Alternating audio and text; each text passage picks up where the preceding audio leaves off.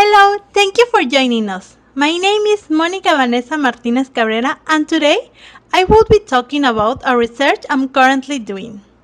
This research is being supervised by Dr. Floricelly Dzay and Dr. Magnolia Negrete, and the topic is Students' Perspective on Oral and Written Reflective Practice. So let's begin with the presentation. As teachers, we are constantly looking for new and different ways to improve our teaching practice. We are always trying new techniques, methods, or practices that help us to achieve that goal in order to provide the best for the learners. One of these practices that teachers can implement is reflective practice. Reflective practice is described by FEL as a process where the teacher collects information or recalls the events that occur during their classes and that they believe are relevant to be analyzed. Reflective practice can be carried out by using different tools. These are the reflection tools, and these can be surveys and questionnaires, audio and video recordings, teaching journals, observations, lesson reports, and action research. Well, now I'm going to introduce you the context of this research. We were working with two different groups of the English language major at the University of Quintana. These groups were currently on the subject of Práctica Docente, where they could have their first encounter as language teachers. The subject of Práctica Docente can only be taken in the 9th semester of the major, once students have taken previous subjects where they were taught the different teaching tools, methods, techniques, and also after they have finished the English level the major requires to certify they have the adequate English level to teach other people. When I started with this research and I was looking for previous researches, I could notice that although reflective practice is promoted among practitioners, it is not always an activity promoted during the practicum of students of the English language major, which in my opinion, it can work as an important tool to provide confidence to students, to support them, and to help them to become better practitioners. I was glad to notice that in the University of Quintana Roo, reflective practice is taken as a key element of the teaching training, where students, as part of the subject, have to do written reflections and have collective oral reflection sessions. So the main purpose of this work is to analyze the role of the collective oral reflection and the individual written reflections as pedagogical tools in practitioner students of the English language major, and to know if it makes or not any contribution in their development of their teaching practices. Once I have explained the objective, it's time to see the research questions. These are the research questions I intend to answer with this work. First of all, I would like to know what are the effects, if there is any, of collective oral reflection on pre-service teachers, and at the same time for written reflections. As I have mentioned before, we are working with students that are in their practicum stage, so I am also researching for how does reflective practice contribute to pre-service teacher on their practicum stage. And finally, what's the main focus of reflection in both oral and written reflection? To develop the research, a qualitative approach was chosen following a case study design, using as instrument a series of recording of the collective oral reflection sessions and the written reflections from students of the University of Quintana Roo enrolled in the subject Práctica Docente 1. In addition, the findings could work to foster the promotion of doing reflection practice during the student practicum stage. As I have mentioned before, the subjects were two different groups of English language major students of the University of Quintana Roo who were currently taking the subject of Práctica Docente 1 on the 9th semester of the major. The procedure for this research was first approaching the students and ask them for their consent to be recorded in the oral sessions and to analyze their written reflections. It is important to mention that the 4 collective oral reflection sessions were carried out during the whole semester. There was about 2 weeks between sessions. The 6 written reflections were handed in as homework from the subject after the students' classes. And finally, there was a last session where students expressed orally and in paper their opinion about the reflections. Regarding to the data analysis, after recording and filing the reflections, the oral ones will be transcribed and analyzed per session in order to identify the process of reflection the participants follow and if there was any improvement during the process. The same thing will be carried out for the written one.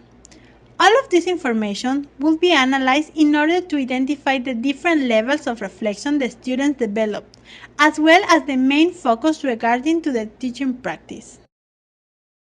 This is a qualitative research, so the analysis of data will be done by dividing the data. In this case, it can be two big groups, the transcriptions of the oral collective reflection sessions and the written reflection papers. And this will be subdivided by using codes. To make it more organized, we are going to use the tool Atlas T, a software that is commonly used in a qualitative research because it helps to categorize information.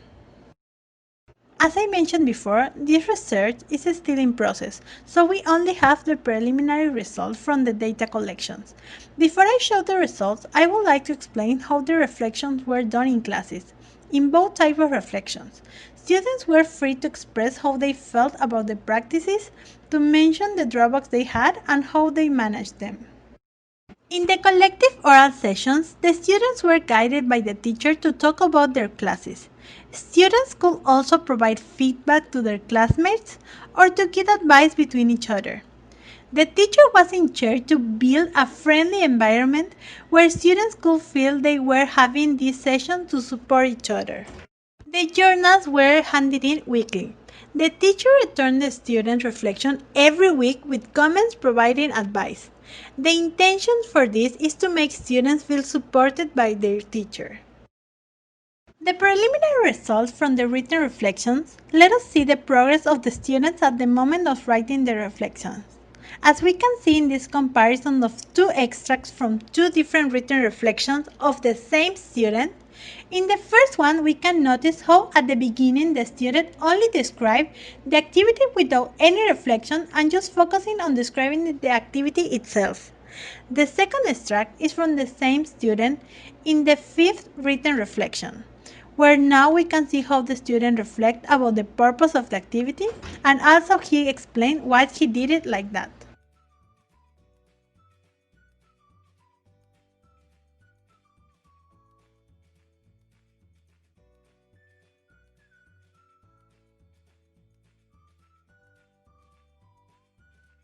Now, in the collective oral reflection, we can also observe different situations like in the first one, where students expose a problem they had to face and how they solve it, or the second one, where students help each other to solve a problem, or the third one, where students reflect on their own practices, what they think they did right and what they think they did wrong. I personally think the second track is really interesting because it was about a student who had a problem. She was working with kindergarten students and she was really frustrated because her student couldn't remember all the vocabulary she taught them. And she was working with the same work week after week. And the other student not only provided her advice to what to do in this kind of situation, but she also comforted her by telling her that the situation was completely normal. So the oral session creates this kind of community feelings where students don't judge each other just because they know they can relate their problems with the ones from their classmates.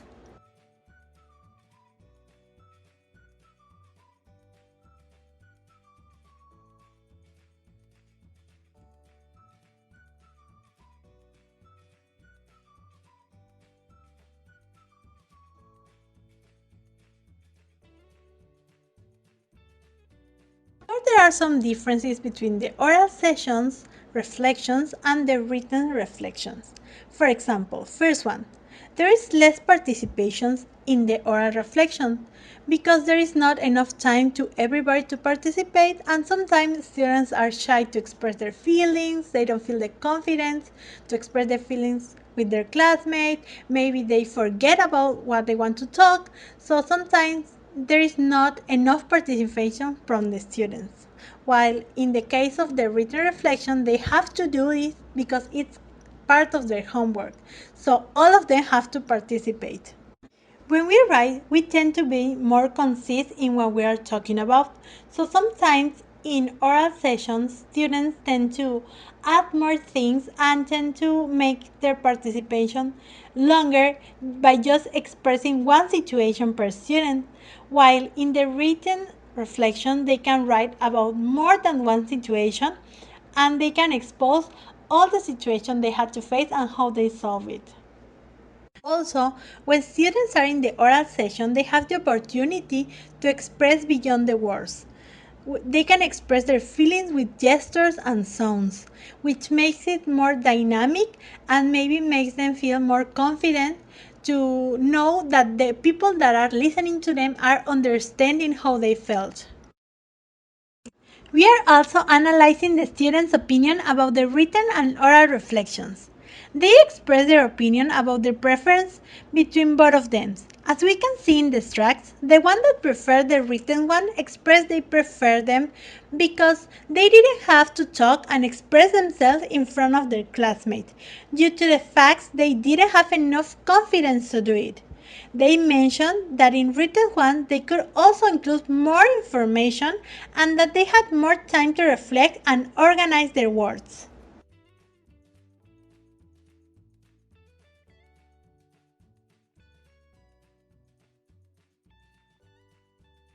While the ones that had preference for the oral reflections expressed it was because they have the opportunity to learn through their classmates' experiences. They also felt support from their classmates and appreciated the advice they gave to them. Some students expressed that with the oral session they can express themselves more freely.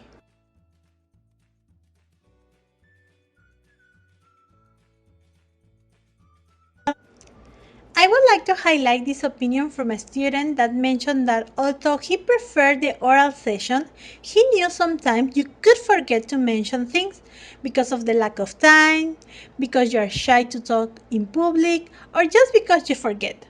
While in the written ones you could express in detail more things, but he felt that sometimes your feelings cannot be emphasized as you would like to.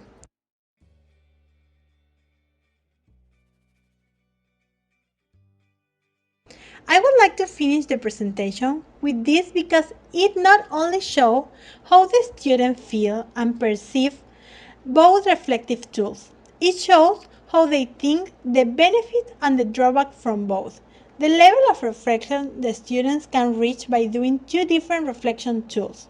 As we could see in the preliminary results, the students not only have a progress in their level of reflection, especially in written ones, while it also use the collective reflection to help each other to improve their teaching.